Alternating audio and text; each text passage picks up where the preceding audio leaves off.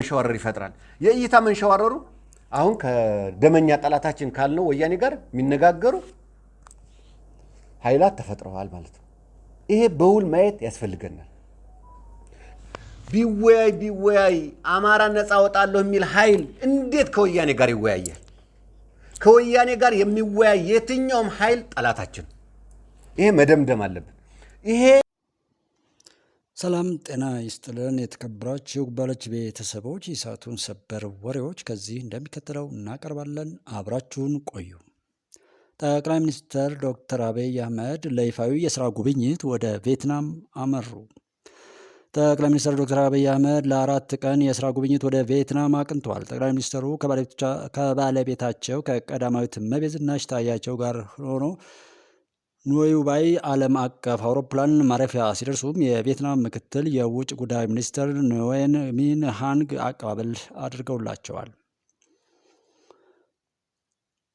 ጠቅላይ ሚኒስትር አብይ አህመድ ወደ ቪየትናም ያቀኑት በቪየትናም ጠቅላይ ሚኒስትር ፋም ሚን ቺኒ በ4ኛው የአረንጓዴ እድገት ትብብርና የ2030 ዓለም አቀፋዊ ግቦች ጉባኤ ላይ እንዲሳተፉ ይፋዊ ግብዣ ቀርቦላቸው ነው ተብሏል። ቪየትናምና ኢትዮጵያ በ1976 የዲፕሎማሲያዊ ግንኙነት ከጀመሩ በኋላ ለመጀመሪያ ጊዜ ከፍተኛ የኢትዮጵያ መሪ ለይፋዊ ጉብኝት ወደ ቪየትናም እንዳመሩም ተገልጿል። ጠቅላይ ሚኒስትሩ ከዚህ ቀደም ከቪየትናም መሪዎች ጋር በነበራቸው ውይይት ኢትዮጵያ ከቪየትናም ጋር ያላትን ግንኙነት ማጠናከር እንደምትፈልግም ሲገልጹ እንደነበር ይታወሳል። በቪየትናምና ኢትዮጵያ መካከል ባለፉት ዓመታት በዓመት ከ10 እስከ 15 ሚሊዮን ዶላር የሚገመት የንግድ ልውውጦች የተደረጉ ሲሆን ይህንን ለማሳደግ እንደሚወያዩም ተዘግቧል። ባለፈው ዓመት በሀገራቱ መካከል የ13.1 ሚሊዮን ዶላር የንግድ ልውውጥ የተደረገ ሲሆን ኢትዮጵያ 6.06 ሚሊዮን ዶላር ዋጋ የሚያወጡ የቡና፣ የቅመም፣ የጨርቃጨርቅና የማዕድን ምርቶችን ወደ ቪየትናም ልካለች ተብሏል። ጠቅላይ ሚኒስትሩ በሚኖራቸው የ4 ቀናት ቆይታ በንግድ፣ በኢንቨስትመንት፣ በአቪዬሽን፣ በሳይንስና በሳይበር ደህንነት ዙሪያ ከቪየትናም መሪዎች ጋር እንደሚወያዩም ይጠበቃል። ሀገራቱ በአየር ንብረት ለውጥ፣ አረንጓዴ ልማትና ፈጠራ ዙሪያ አብረው በሚሰሩባቸው ጉዳዮች ዙሪያም እንደሚወያዩም ይጠበቃል ብሏል ቪኤንኤ የተባለ ድረገጽ ዘገባ። ኢትዮጵያና ቤላሩስ በወታደራዊና ጸጥታ ዘርፎች ትብብራቸውን ለማስፋት ተወያዩ። የመከላከያ ሚኒስትር አይሻ መሐመድ በቤላሩስ የውጭ ጉዳይ ሚኒስትር ማክሲም ሬዝኒኮቭ ከተመራ ከፍተኛ ልዑክ ጋር በጽህፈት ቤታቸው ውይይት አድርገዋል። ውይይቱ በሁለቱ ሀገራት መካከል በወታደርና ጸጥታ ዘርፎች ትብብርን ማስፋት በሚያስችሉ ጉዳዮች ላይ ትኩረቱን አድርጓል። ሚኒስትሯ ኢትዮጵያ ሁለቱ ሀገራት የጋራ እሴት፣ ታሪክና ባህላቸው ትብብራቸውን እንደ መልካም አጋጣሚ በመጠቀም ትብብራቸውን ይበልጥ የማሳደግ ፍላጎት እንዳላትም ገልጠዋል። የቤላሩስ የውጭ ጉዳይ ሚኒስትር ማክሲም ሬዝኒኮቭ በበኩላቸው ሁለቱ ሀገራት በወታደራዊ ስልጠና፣ የመከላከያ ቴክኖሎጂ ልውውጥና በመሳሰሉ መስኮች ትብብርን ቢያሳድጉ ተጠቃሚ እንደሚሆንም አንስተዋል። በኢትዮጵያ ያደረጉት ባለው ይፋዊ የስራ ጉብኝትና ውይይት በግብርና፣ በኢንዱስትሪ፣ በማዕድንና በባህል ዘርፎች ከኢትዮጵያ ጋር አብሮ መስራት የሚያስችሉ እድሎች መኖራቸውን ተገንዝቤያለሁ ሲሉም ተናግረዋል። በዚህ ረገድ ያሉ ውጤቶች ተስፋ ሰጭ ናቸው ያሉት ሚኒስትሩ ይህም በሀገራቱ መካከል የበለጠ ጠንካራ አጋርነት እንዲኖር መንገድ የሚከፍት ነው ማለታቸውን ከመከላከያ ሰራዊት የተገኘው መረጃ ያመለክታል። ኢትዮጵያውያን ሀሳብ አፍላቂዎች በግዙፉ የቴክኖሎጂ ሁነት ላይ ስራቸውን ያቀርባሉ ተባለ። በአፍሪካ ግዙፍ የቴክኖሎጂና የጀማሪ ስራ ፈጣሪዎች ወይም ስታርታፕ ሁነት እንደሆነ የሚነገርለት 3ኛው ጂአይቴክስ አፍሪካ የቴክኖሎጂ መድረክ ዛሬ በሞሮኮ ማራካሽ ተጀምሯል። መድረኩ በአፍሪካ በዲጂታል ትራንስፎርሜሽን፣ ኢኖቬሽንና የቢዝነስ ትስስር የመሪነት ስፍራ ላይ የተቀመጡ ተቋማትና ግለሰቦችን ያገናኘ ነው ተብሏል። በሁነቱ ላይ ኢትዮጵያን ጨምሮ ከ130 ሀገራት በላይ የተውጣጡ ከ4500 በላይ ተወካዮች፣ ከ1400 በላይ ስራቸውን የሚያቀርቡ ኩባንያዎችና ጀማሪ ስራ ፈጣሪዎች፣ ከ650 በላይ የመንግስት ተቋማትና ከ350 በላይ ባለሀብቶች ተሳታፊዎች ሆኗል ተብሏል። ሳይበር ደህንነት፣ ትምህርት፣ ቴሌኮም፣ ፋይናንስ፣ ጤና፣ ስፖርት እና የግብርና ቴክኖሎጂ ኩባንያዎችና ግለሰቦች ከሚያቀርቧቸው የቴክኖሎጂ ስራዎች ፈጠራዎች መካከል በዋናነት ይጠቀሳሉ። በአህጉራዊው የቴክኖሎጂ መድረክ የማህበረሰብን ችግር የሚፈቱና ሕይወትን የሚያቀሉ ተጨባጭ ቴክኖሎጂዎችን መፍጠር የቻሉ ኢትዮጵያውያንም ተሳታፊዎች ናቸው ተብሏል። ኢትዮጵያውያኑ በሁነቱ ላይ ስራቸውን በማቅረብ ይገኛሉ ተብሏል።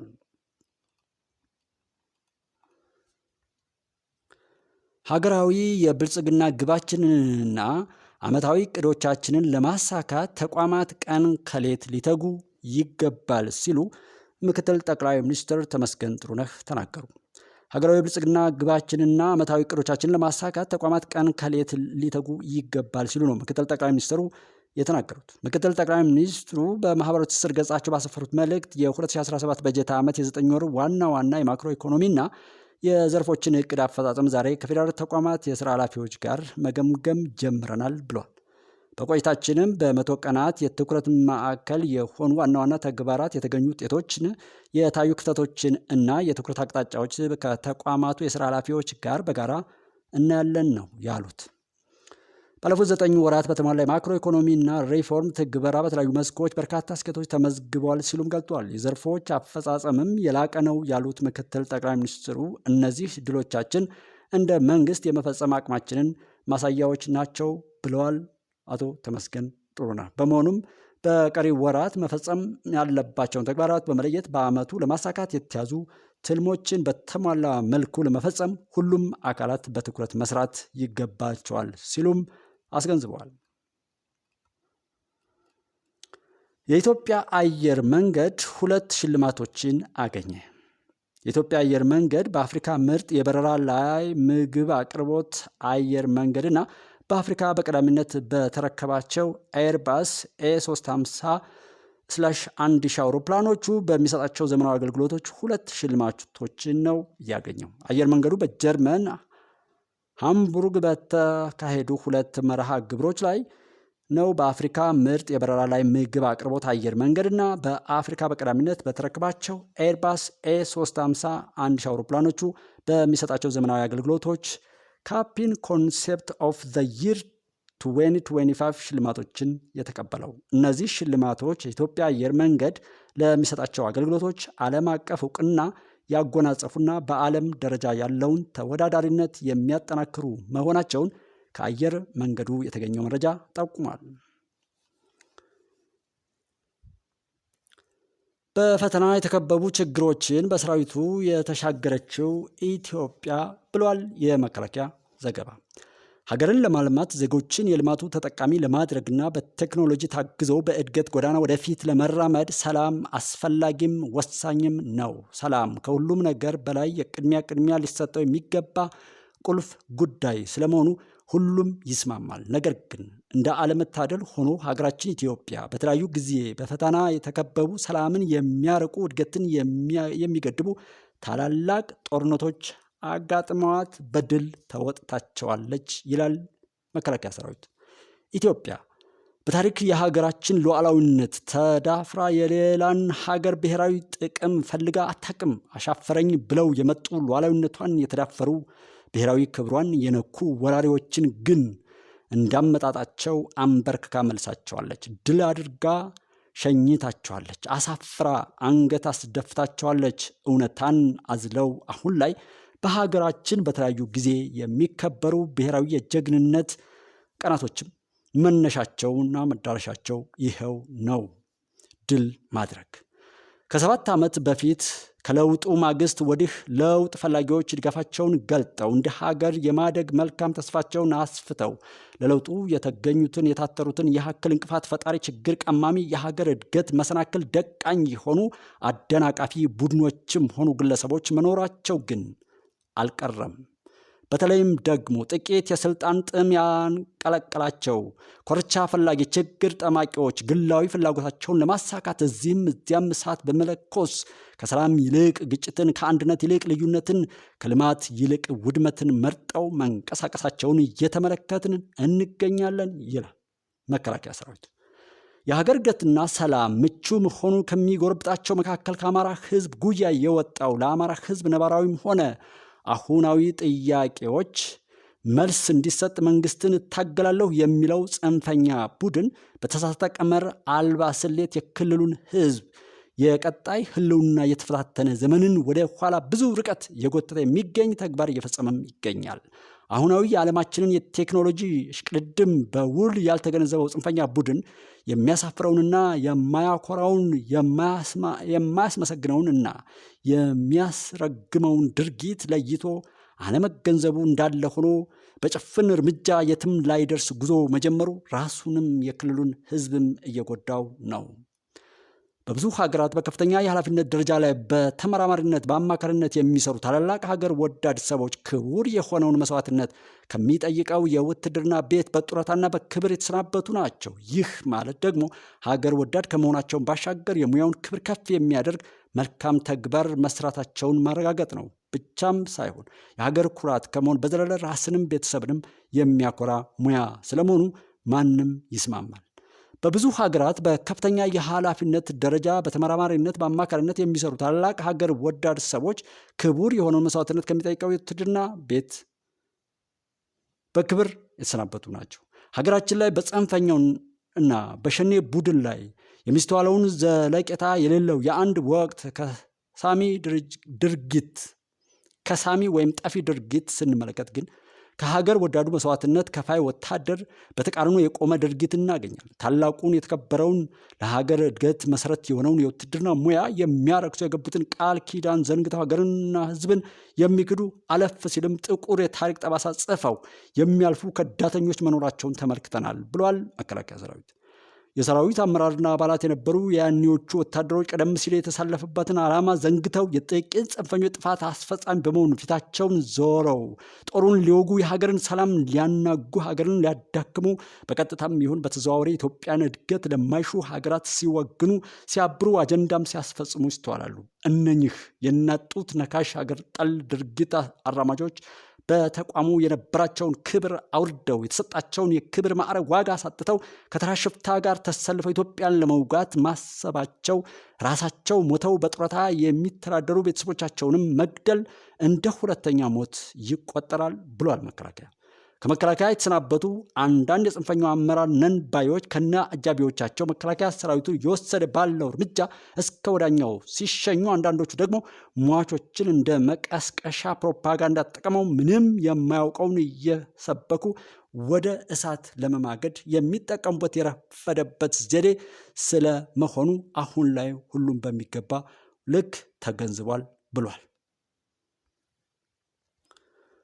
በምስራቅ የሀገራችን ክፍል የሰላምና የጸጥታ ዙሪያ ውይይት ተካሄደ። ውይይቱን የመሩት የሶማሌ ክልል ርዕሰ መስተዳድር አቶ ሙስጠፌ መሐመድ የሀገራችን የምስራቁ ቦርደር ደህንነትን በማረጋገጥና የክልላችን ሰላምና ጸጥታ ጸንቶ እንዲቀጥል በማድረግ ረገድ መከላከያ ሰራዊታችንና የክልሉ የጸጥታ ኃይሎች እንደ ሀገር እንድንኮራ አድርገውናል ብለዋል። ክልላችን ከለውጡ በኋላ ህብረተሰቡን በማሳተፍ በሰራቸው ስራዎችና የጸጥታ ኃይሎች የማጠናከር ተግባራት እንደ ክልል ተከስቶ የነበረውን ነውጥ በመቀልበስ አሁን የተገኘውን አስተማማኝ ሰላም ማምጣትም ተችሏል ብለዋል አቶ ሙስጠፌ።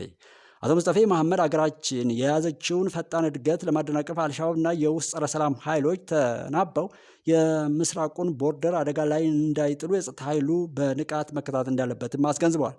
በመከላከያ ዘመቻ ዋና መምሪያ የኃይል ክትትልና ስምሪት መምሪያ ኃላፊ ሜጀር ጀነራል ተስፋ ያያሌው ኢትዮጵያን በምስራቁ ቦርደር ለመተንኮስ ባለፉት ጊዜያት አልሻባብ በርካታ ሙከራዎችን ያደረገ መሆኑን ጠቁመው ህብረተሰቡን ጨምሮ የመከላከያ ሰራዊትና የክልሉ የጸጥታ ኃይሎች የሀገሪቱን ቦርደርም ሆነ ክልሉን ሳያስደፍሩ መቆየታቸውን አንስተዋል። የምስራቅ እዝ ምክትል አዛዥ ለውጊያ ድጋፍ አገልግሎት ሜጀር ጀነራል ፈቃዱ ጸጋይን አንደኛው የእዙ ተልዕኮ የምስራቁን ቦርደር ደህንነት ማረጋገጥና የአካባቢውን ሰላም መጠበቅ መሆኑን ተናግረው ሰራዊታችንም ለዚህ ተልዕኮ መሳካት በተጠንቀቅ የቆመና ጸረ ሰላም ኃይሎችን ተከታትሎ እርምጃ በመውሰድ የግዳጅ ቀጠናውን አስተማማኝ ሰላሙ እንዲቀጥል አድርጓል ብለዋል። የሶማሌ ክልል ኮሚሽነር ጀነራል አብዲ አሊ በበኩላቸው ጸጥታ ኃይላችን የክልሉን ሰላም ከመጠበቅ ባለፈ የምስራቁን ቦርደር በመዝጋትና በመጠበቅ ተደጋጋሚ አልሻባብ ሙከራዎችን ማክሸፍ መቻሉን አስረድተዋል። ባለፉት 9 ወራት 99 የአልሻባብ አባላትን በመደምሰስ ለጠላት ምስራቅ ኢትዮጵያ እንደማይቀመስ ያሳየና ከድንበር ባሻገር ከጀግና መከላከያ ሰራዊት ጋር ግዳጅን በጋራ በመጋራት ድሎችን አስመዝግበናል ብለዋል። ሰሜን ምስራቅ እዝ የታጠቀውን የግንኙነት መሳሪያ መጠቀም የሚችል ሙያተኞች እያፈራ ነው ተባለ። የሰሜን ምስራቅ እዝ መገናኛና ኢንፎርሜሽን መምሪያ ለወራት ያሰለጠናቸውን የሬዲዮና ግንኙነት ሙያተኞችን አስመርቋል። በምረቃ ስነ ስርዓቱ ላይ የተገኙት የሰሜን ምስራቅ እዝ መገናኛና ኢንፎርሜሽን መምሪያ ኃላፊ ኮሎኔል አባይ አስማማው እዙ ከተሰጠው ጽንፈኛውን የማጽዳት ዘመቻ በተጓዳኝ ከዘመናዊ ቴክኖሎጂ ጋር የተላመደ ክህሎት ያላቸው ወቅቱን የጠበቀው የግንኙነት መሳሪያዎችን መጠቀም የሚችል የሰው ኃይል ማፍራት ውጤታማ እንደሚያደርግም አምኖበት ሙያተኛዎችን አሰልጥነን እያበቃ እንገኛለን ብለዋል። በማንኛውም ሁኔታ የኮማንድ አጋዥ በመሆን መልእክት ተቀባይና አስተላላፊ በመሆን የሰለጠናችሁትን ሙያ በተግባር ማዋል ይገባቸዋል ያሉት ኮሎኔል አባይ ምንጊዜም ታማኝነት፣ ሚስጥር ጠባቂነት፣ ፈጣንና ተቋማዊ አሰራርን የተከተለ መሆን ከሙያተኞች እንደሚጠበቅም ተናግረዋል። የኮማንዶ ክፍለ ጦር ከጽንፈኛው ኃይል የማረከውን 46 ኩንታል ማሽላ ለአቅመ ደካሞች አከፋፈለ። ክፍለ ጦሩ በሰሜን ሸዋ ዞን አጣዬ ከተማን ጨምሮ ኤፍራታና ግድም ወረዳ ለሚገኙ አቅመ ደካሞች ከጽንፈኛው ኃይል የማረከውን 46 ኩንታል ማሽላ ድጋፍ ማድረጉን የክፍለ ጦሩ አዛዥ ኮሎኔል ሰለሞን ጸጋይ አስታውቀዋል። ኮሎኔል ሰለሞን ጸጋይ እህሉ ጽንፈኛው እና ዘራፊ ኃይሉ ከማህበረሰቡ ዘርፎት የነበረና ሰራዊቱ በዚህ ኃይል ላይ እርምጃ በመውሰድ የማረከው መሆኑን አስታውሰው ሙሉ ለሙሉ ለአቅመ ደካሞች መከፋፈሉን ተናግረዋል። የአጣዬ ከተማ አስተዳደር ከንቲባ አቶ ተመስገን ተስፋ እና የኤፍራታና ግድም ወረዳ ዋና አስተዳዳሪ አቶ አበራ መኮንን ድጋፍ የተደረገላቸው አካላት በወረዳውና በከተማው በጣም የኑሮ ጫና ያለባቸው አቅመ ደካሞችና አካል ጉዳተኞች መሆናቸውን አውስተው የመከላከያ ሰራዊቱ ላደረጋቸው ድጋፍ አመስግነዋል።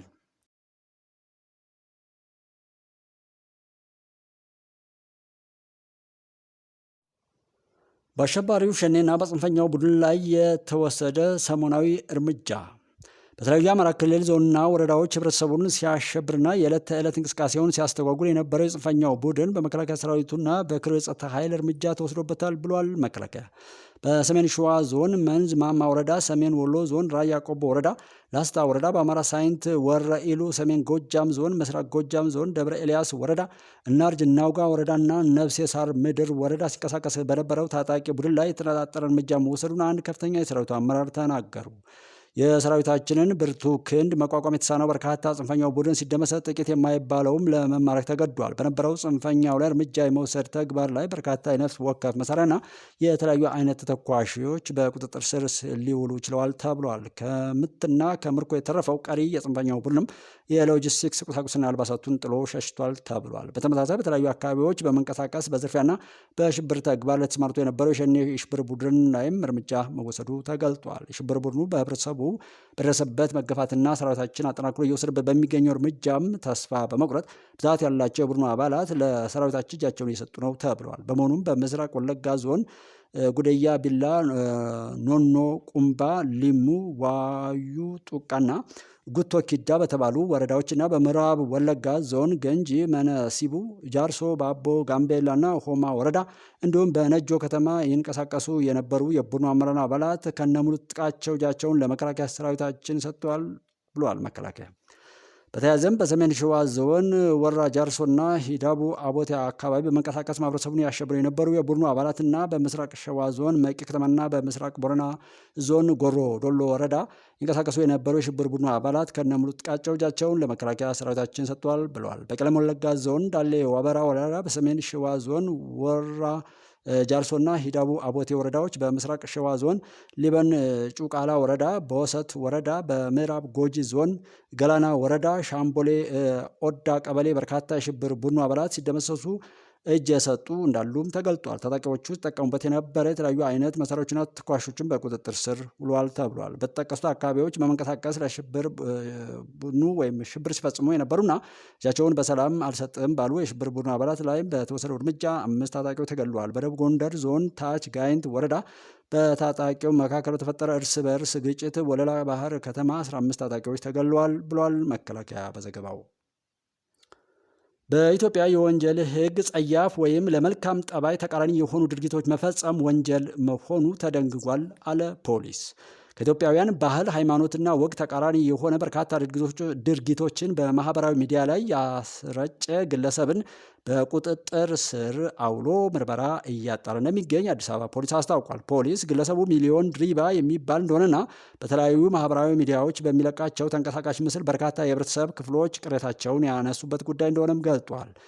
ከሚነሳው ቅሬታ ባሻገር ኢትዮጵያ የወንጀል ሕግ ጸያፍ ወይም ለመልካም ጠባይ ተቃራኒ የሆነ ድርጊት መፈጸም ወንጀል መሆኑን ይደነጋል ብሏል። ግለሰቡ በጎዳናዎች ላይ የተለያዩ አጸያፊ በተለይም የሴቶችን ክብር የሚነካ ኢሞራላዊ ድርጊቶችን በመፈጸም የቀረጻቸውን ምስሎች በመልቀቅ በፈጸመው ሕገወጥ ተግባርና በለቀቀው ተንቀሳቃሽ ምስል በቁጥጥር ስር አውሎ ምርመራ ያጣራበት እንደሚገኝ ፖሊስ ገልጧል። በአንዳንድ ማህበራዊ ሚዲያዎች የሚለቀቁ አንዳንድ ምስሎች ተገቢነታቸውን የሳቱና ያፈነገጡ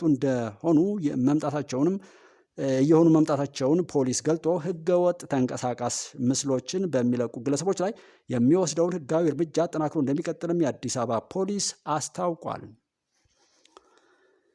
ህዝቡ ድሮውኑ በቃችሁ ቢለን ጥሩ ነበር፣ በስብሰናል ስንል በስብሳችኋል እንዴ? እንግዲህ ካሁን በኋላ ተስተካከሉ ብሎ ይበቀለናል፣ ያጠፋናል አሉ።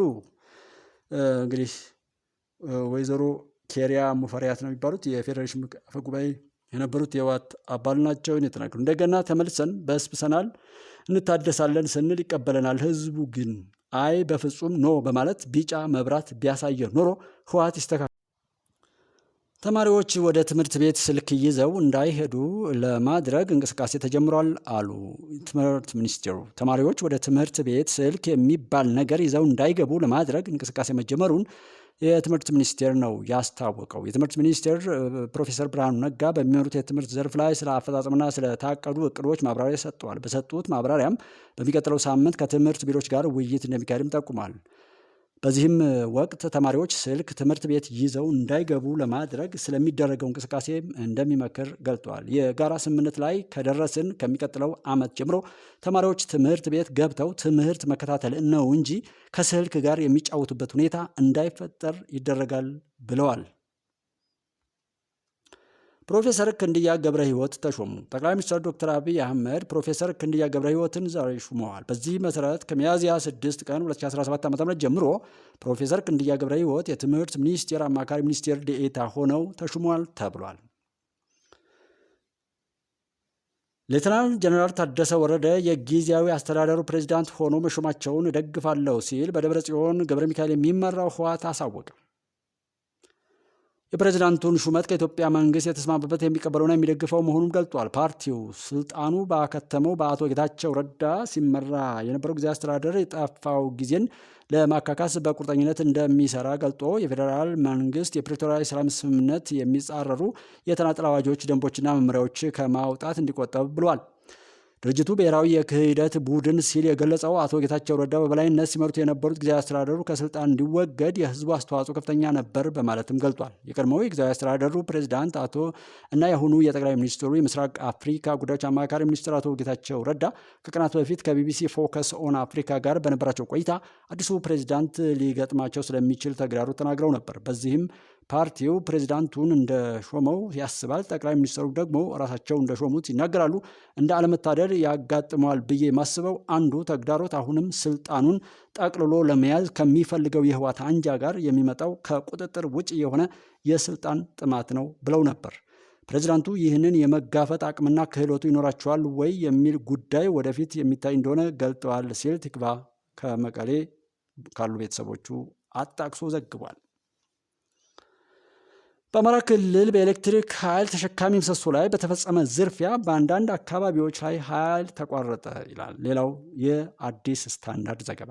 በአማራ ክልል ኮምቦልቻ 2 ወደ ኮምቦልቻ 1 ማከፋፈያ ጣቢያ በተዘረጋው ባለ 132 ኪሎ ቮልት የከፍተኛ ኃይል ማስተላለፊያ መስመር ተሸካሚ የብረት ምሰሶ ላይ በተፈጸመ ዝርፊያ ከትናንት ረፋድ ጀምሮ በአንዳንድ አካባቢዎች ኃይል መቋረጡን በኢትዮጵያ ኤሌክትሪክ ኃይል አስታውቋል።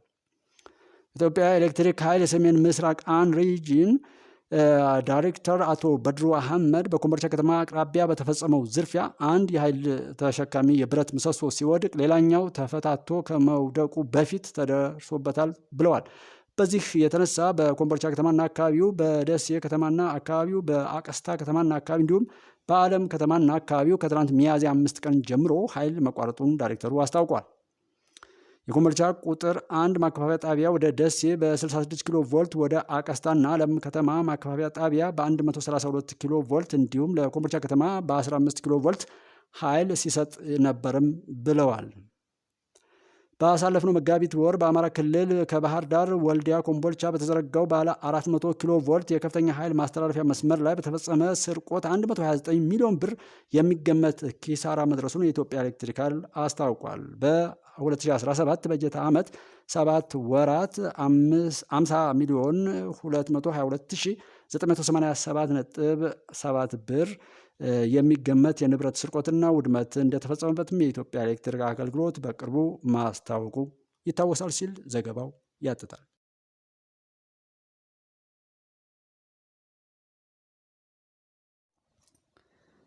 የውጭ ዜና።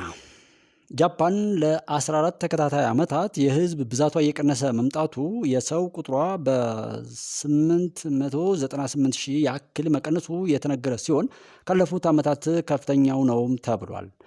120.3 ሚሊዮን የሚሆኑ ጃፓናውያን እንዲሁም የሌሎች ሀገር ዜጎች የሚኖሩባት ጃፓን ዕድሜያቸው ከ65 በላይ የሆኑ ግለሰቦች ቁጥር ከአጠቃላይ የህዝብ ቁጥሯ 29.3 በመቶ፣ ከ15 እስከ 64 ዕድሜ ያሉ ዜጎች ደግሞ ቁጥር ከ59.6 በመቶ ናቸው ተብሏል። 342,000 በላይ የሌላ ሀገር ዜጎች በ2024 ወደ ጃፓን የገቡ ሲሆን ከጃፓን የወጡ ዜጎች ሲኖሩ በአንጻሩ ግን ወደ ሌሎች ሀገራት የሄደው 2,000 እንደሆነም ይነገራል። መንግስት ለወጣቶች ደሞዝ መጨመር፣ በልጆች አስተዳደግ ላይ የገንዘብ እንዲሁም ልዩ ልዩ ድጋፎችን እንደሚያደርግም ጠቅሷል። በኬንያ ከነገ ጀምሮ ለ1 ወር የሚቆይ የነዳጅ ዋጋ ቅናሽ ተደረገ ተባለ። የኬንያ ኢነርጂና ፔትሮሊየም ቁጥጥር ባለስልጣን ኢፒአርኤ ዛሬ እንዳስታወቀው የቤንዚን ዋጋ በሊትር የ1.95 የኬንያ ሺሊንግ፣ የናፍጣ ዋጋ በሊትር የ2.20 የኬንያ ሺሊንግ እና የኬሮሲን ዋጋ በሊትር የ2.40 የኬንያ ሺሊንግ የዋጋ ቅናሽ ተደርጎበታል ብለዋል። ባለስልጣኑ ነዳጅ ከውጭ የሚገባበት ዋጋ በየካቲትና መጋቢት ወር መቀነሱን የገለጸ ሲሆን ቤንዚን የ4.89%፣ ናፍጣ የ6.45% እና ኬሮሲን ደግሞ የ6.53% የዋጋ ቅናሽ ማድረጋቸውን ገልጧል። ቤንዚን በሌትር 174.63 ሺሊንግ ወይም 178.97 ብር፣ ናፍጣ በሌትር 164.86 ሺሊንግ ወይንም 168.96 ብር እንዲሁም ኬሮሲን በሌትር 148.99 ሺሊንግ ወይንም በኢትዮጵያ 152.70 ብር በሆነ ዋጋ በናይሮቢ እንደሚሸጡም ተገልጧል። ኬንያ በነዳጅ ምርት ላይ የ16% የተጨማሪ እሴት ታክስ ወይም ቫት የምትጥል ሲሆን ከላይ የተገለጸው ዋጋም ይህንን አካቶ እንደሆነም ተገልጧል። ከወር በፊት ኬንያ የነዳጅ ዋጋን በተመለከተ ተጨማሪ ሊኖር እንደሚችል ገልጣ የነበረ ቢሆንም በዓለም አቀፍ ደረጃ የነዳጅ ዋጋ ከ4 ዓመታት በኋላ በዝቅተኛው ደረጃው ላይ እንዳለ በመገለጹ ኬንያ የዋጋ ቅናሹን ስለማድረጓ ተገልጧል ሲል ዘ ኬንያ ታይምስ ነው የዘገበው። በቅርቡ መፈንቅለ መንግስት ያደረገችው ጋቦን ባካሄደችው ምርጫ ፕሬዚዳንት የሚሆናትን መርጣለች ተባለ። በጋቦን በተካሄደው ፕሬዚዳንታዊ ምርጫ በ2023 በጋቦን በተደረገው መፈንቅለ መንግስት መሪ የነበሩትና በዚያው ስልጣን ይዘው የቆዩት ኦሊጉን ንጉዮማ አሸንፈዋል ተብሏል። በምርጫው ኦሊጉን ንጉማ ከ90% በላይ ድምፅ በማግኘት ነው ያሸነፉት። ተቃዋሚዎች ግን ከምርጫው በፊት የጸደቀው ህገ መንግስትና የምርጫ ህግ ንጉዮማ እንዲያሸንፉ ሆን ተብሎ የተቀረጹ ህጎች ስለመሆናቸው በማንሳት ትችት ያቀርባሉ። በምርጫው ተፎካካሪ ሊሆኑ እንደሚችሉ የተገመቱ ፖለቲከኞችም ከምርጫው ውጭ እንዲሆኑ መደረጉንም አንስተዋል። በ23 መፈንቅለ መንግስት የፈጸሙት ንጉዮማ ጋቦንን ከ60 ዓመታት በላይ የመሩት የአሊ ባንጎ ቤተሰብ መንግስት እንዲያበቃ አድርገውም ነበር። የ50 ዓመቱ ንጉዮማ ባሸነፉበት ምርጫ ከእሳቸው ጋር ሌሎች 7 ተፎካካሪዎች መወዳደራቸውም ተገልጧል። 920 ሺህ መራጮች ከ3,000 በሚበልጡ የምርጫ ጣቢያዎች ለመሳተፍ የተመዘገቡ ሲሆን በምርጫው ላይ የተሳተፉት ዜጎች 87.12 በመቶ ያህል እንደሚሆኑ ተገልጧል። የንጉዮማ ዋነኛ ተፎካካሪ ይሆናሉ ተብሎ የተጠበቁት ቢሌ ባይንዜ 3% ብቻ ድምፅ እንዳገኙ ተዘግቧል። ቢሌ ባይንዜ በምርጫው ፍትሐዊነት ላይ ጥርጣሬያቸውን የገለጹ ሲሆን በአንዳንድ ቦታዎች በድምፅ አሰጣጡ ወቅት ችግሮች እንደነበሩም አንስተዋል። 2.5 ሚሊዮን ሰዎች በሚኖሩባት ጋቦን ንጎዩማ በምርጫው ከመረጡ ሰዎች የ572,222 የሚሆኑትን የሀገሪቱን ዜጎች ድምፅ አግኝተዋል። በማዕከላዊ አፍሪካ የምትገኘው ጋቦን 35% የሚሆኑት ዜጎቿ ከድህነት ወለል በታች የሚኖሩ ሲሆን አዲሱ ተመራጭ የዜጎችን ሕይወት ይቀይራሉ ተብሎ በሀገሬው ዜጋ ተስፋ ተጥሎባቸዋል ሲል ቢቢሲ አፍሪካ ዘግቧል። የሶማሊያው ፕሬዝዳንት ሐሰን ሼክ መሐመድ በአንታሊያው ጉባኤ ምን አሉ ይላል ሌላው ዘገባ። የሶማሊያው ፕሬዝዳንት ሐሰን ሼክ መሐመድ ሶማሌላንድ የሶማሊያ አንድ አካል ነች ሲሉ ተናገሩ።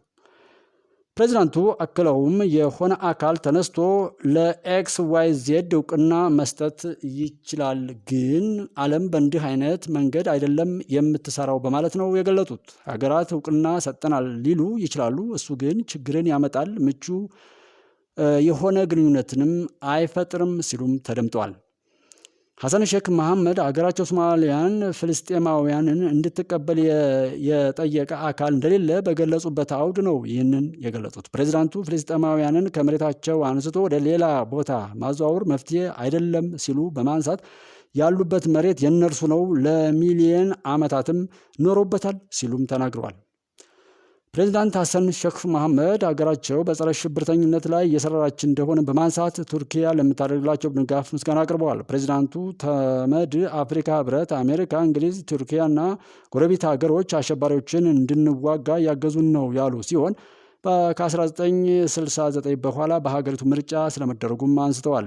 ሀገራቸው ምስራቅ አፍሪካን በመወከል በተመድ የጸጥታው ምክር ቤት መቀመጫ ማግኘቷና በአረብ ሊግ አባል መሆኗን በማስታወስም ሶማሊያ በዓለም አቀፍ ሁነቶች የሚገባትን ቦታ ማግኘት ጀምራለችም ነው ያሉት። ለሽብርተኝነት ቦታ የለንም ያሉት ሐሰን ሼክ መሐመድ ሀገራቸው እንደ ሶማሊያ ተመሳሳይ ችግር ውስጥ ላሉ ሀገራትም ድምፅ መሆን እንደምትፈልግ ነው የገለጡት። ሶማሊያ ለጎረቤቶቿ፣ ለአካባቢውና ለዓለም አቀፍ ማህበረሰብ ብሔራዊ ጥቅሟን በሚገባ እያሳወቀች ነው። እነዚህ ጥቅሞች ሁሉንም አካላት በሚጠቅም መልኩ በድርድር ተቃኝተዋልም ብለዋል።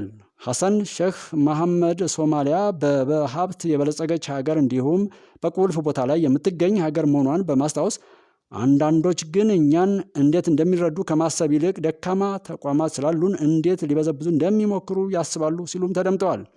ፕሬዚዳንቱ በኢትዮጵያና ሶማሊያ መካከል ስላለው ግንኙነትም የተናገሩ ሲሆን ሁለቱ ሀገራት ረጅም ታሪክ እንዳላቸውና ያሳለፏቸው የግጭት ታሪኮች ሁለቱም ሀገራት እንዲዳከሙ እንዳደረገ አንስተዋል። ፕሬዚዳንቱ የአንካራው ስምምነት የሁለቱን ሀገራት መጪውን ጊዜ የተሻለ ለማድረግ እድል እንደፈጠረም ተናግረዋል። ፕሬዚዳንቱ በሁለቱ ሀገራት በኩል የእርስ በእርስ ጉብኝቶችና የሀሳብ ልውውጦች እየተደረጉ እንዳለ በመግለጽ በቅርቡ ሌላ ውይይት በቱርኪያ እንደሚደረግም ጥቆማ ሰጥተዋል። በሁለቱ አካላት መካከል ድርድሮች መቀጠላቸውና ሀገራቱም ወደ ግጭት መግባት እንደማይፈልጉም ገልጠዋል። ቱርኪያ ከኢትዮጵያና ሶማሊያ ጋር የረጅም ጊዜ ወዳጅነት አላት ያሉት ፕሬዚዳንቱ ቱርኪያ ሀገራቱን በፈተና ወቅቶች ስታግዝ እንደነበረም አንስተዋል ይላል ዘገባው። ኦቻ 20 በመቶ የሚሆኑ የድርጅቱን ሰራተኞች ሊቀንስ ነው ተባለ። የተባበሩት መንግስታት ድርጅት የሰብአዊ ጉዳዮች ማስተባበሪያ ቢሮ ኦቻ 20 በመቶ የሚሆኑ የድርጅቱ ሰራተኞች ነው በበጀት እጥረት ምክንያት እንደሚቀንስ የተናገረው። በአሁኑ ጊዜ ከ60 በላይ በሚሆኑ ሀገራት ከ2600 በላይ ሰራተኞች እንዳሉት የተነገረው ድርጅቱ የ58 ሚሊዮን ዶላር የሚጠጋ የገንዘብ እጥረት ያጋጠመው መሆኑን ተገልጧል። የድርጅቷና ለጋሽ ሀገር የሆነችው አሜሪካ ድጋፏን በማቋረጧ 500 ሰራተኞች በመቀነስ 2100 የሚሆኑትን እንደ አዲስ ለማደራጀት ማሰቡን ነው ያስታወቀው። አሜሪካ ለማስተባበሪያ ቢሮ 63 ሚሊዮን ዶላር ዓመታዊ ድጋፍ ታደርግ እንደነበረ ሲዘገብ ድርጅቱ በካሜሩ፣ ኮሎምቢያ፣ ኤርትራ፣ ኢራቅ፣ ሊቢያ፣ ናይጄሪያ፣ ፓኪስታንና ዚምባብዌ የሚያከናውናቸውን ስራዎች እንደሚቀንስም ገልጧል። ኦቻ የሰብአዊ ድጋፎች ከየትኛውም ጊዜ በላይ በግጭት በበሽታና በአየር ንብረት ለውጥ የተነሳ ጨምረዋል ያለ ሲሆን የድጋፎች መቋረጥ ግን ስራውን እየፈተነው እንደሆነም አስታውቋል ሲል ሲኤንኤን ዘግቧል። በሱዳን በስደተኞች ካምፕ ላይ በተፈጸመ ጥቃት ወደ 200 የሚጠጉ ሰዎች ሳይሞቱ እንዳልቀረ ተነገረ። የተባበሩት መንግስታት ድርጅት ጥቃቱ በሁለት የተፈናቃይ ካምፖች ላይ ስለመፈጸሙ የገለጸ ሲሆን ጥቃቱን የፈጥኖ ደራሽ ኃይሉ መፈጸሙን ገልጧል። የፈጥኖ ደራሽ ኃይሉ በዘምዘም ካምፕ ህንፃዎችን ሲያቃጥሉ ነበርም ብለዋል። ተመድ የፈጥኖ ደራሽ ኃይሉ የዘር ጭፍጨፋ አድርጓል ሲል የሱዳን ጦር ደግሞ ንጹሐንን ገድሏል በማለት ክስ አቅርቧል። በአካባቢው የኢንተርኔት አገልግሎትና የግንኙነት መስመሮች በመቋረጣቸው ሙሉ ለሙሉ የደረሰውን ጥፋት ማወቅ እንዳልቻለም ተናግሯል። የተራድኦ ድርጅቶች በዘምዘም ካምፕ በሚገኝ ሆስፒታል የሰብአዊ ድጋፍ ሲያደርጉ የነበሩ 9 የሕክምና ባለሙያዎች በጥቃቱ መገደላቸውን ገልጠዋል። በተያያዘ ዜና የሱዳን የፈጥኖ ደራሽ ኃይል የስደተኞች ካምፑን መቆጣጠሩን ዛሬ ገልጿል። የፈጥኖ ደራሽ ኃይሉ ባወጣው መግለጫው ካምፑን ሙሉ ለሙሉ ከጦሩ ቁጥጥር ነፃ ማድረጉን የገለጸ ሲሆን የሕክምና ባለሙያዎችና የንጹሐንን ደህንነት ለማረጋገጥ ብዙ ታጣቂዎችን ማሰማራቱንም ተናግሯል። በዘምዘም ካምፕ ከ500 ሺህ በላይ ወይም እስከ 1 ሚሊዮን እንደሚጠቀም የሚነገር ስደተኞች እንደሚኖሩ ሲገለጽ ከአረብ ጀምሮ የፈጥኖ ደራሽ ኃይሉ በዘምዘምና አቡ ሹክ ካምፖች ላይ ጥቃት ሲፈጽም ነበር ተብሏል። የፈጥኖ ደራሽ ኃይሉ በበኩሉ የሱዳን ጦር ካምፖቹን እንደ ወታደራዊ ማዘዣ እየተጠቀመበት ይገኛል ሲል ሲከሰው ንጹሐንን እንደ መሸሸጊያ እየተጠቀመ ነው ሲልም የፈጸመውን ጥቃት አስተባብሏል። በሱዳን የቀጠለው የእርስ በርስ ጦርነት 2ኛ ዓመቱን ሊደፍን 2 ቀናት ሲቀሩት ሀገሪቱ ከቀናት በኋላ 3ኛውን የጦርነት ዓመት ያለምንም የተስፋ ጭላንጭል ትጀምራለች ሲል ዘጋርዲያንና ሮይተርስ ናቸው የዘገቡት።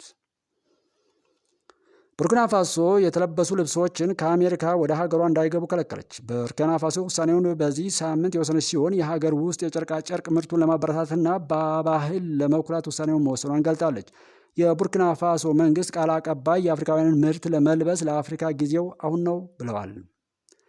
ቃል አቀባዩ ሀገር በቀል የፋሽን ኢንዱስትሪያችንን የሚገሉትን በውጭ ሀገር የተለበሱ ምርቶች ላይ ያለንን ጥገኝነት መቀነስ ይገባናልም ብለዋል። በ2023 በመፈንቅለ መንግስት ስልጣን በያዘው የ37 ዓመት ወታደር ኢብራሂም ትራኦሬ የምትመራ ቡርኪና ፋሶ የፖለቲካና ኢኮኖሚ ለውጦችን እያደረገች ስትገኝ ከፈረንሳይ ጋር ያላትን ግንኙነት በማሻከርም ፊቷን ወደ ሩሲያ ማዞሯን ይታወሳል። ትራኦሬ በቡርኪና ፋሶ ለረጅም ዘመናት የቆዩ የፈረንሳይ ወታደሮችን ከሀገራቸው በማባረር በሩሲያ ወታደሮች ተክተዋል። ትራኦሬ ወርቅ ሳናጣራ መላካችንን ገቢያችንን ይቀንሳል በማለት በቀን 450 ኪሎ ግራም ወርቅ የሚያጣራ የወርቅ ማጣሪያ እንዲገነባም አድርገዋል። የተለበሱ ልብሶች ወደ ሀገሪቱ እንዳይገቡ የተወሰነው ውሳኔም የኢኮኖሚ ለውጡ አካል ሲሆን ፕሬዚዳንቱ የሀገራቸው የባህል ልብስ እንዲለበስና የሀገር ውስጥ የልብስ አምራቾችም እንዲነቃቁ እንደሚፈልጉም ተናግሯል ሲል ኤቢሲ ኒውስ ዘግቧል።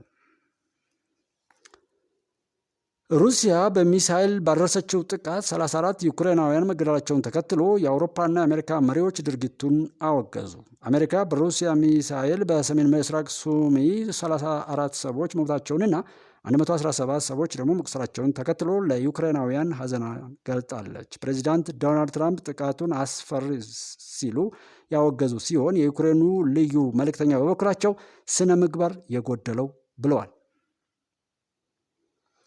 ፕሬዚዳንት ትራምፕና አስተዳደራቸው ይህንን ጦርነት ለማስቆምና ዘላቂ ሰላም ለማምጣት ብዙ ጊዜ ጥረት የሚያደርጉት እንዲህ አይነት ጥቃት እንዳይፈጸም ነው ብለዋል። በዩክሬን የትራምፕ ልዩ መልእክተኛ ሌተናንት ጀነራል ኪት ኬሎግ በክርስቲያን የቀን አቆጣጠር በቅዱስ ቀን ላይ የተሰነዘረው ጥቃት መስመርን ያለፈ ነው ብለዋል።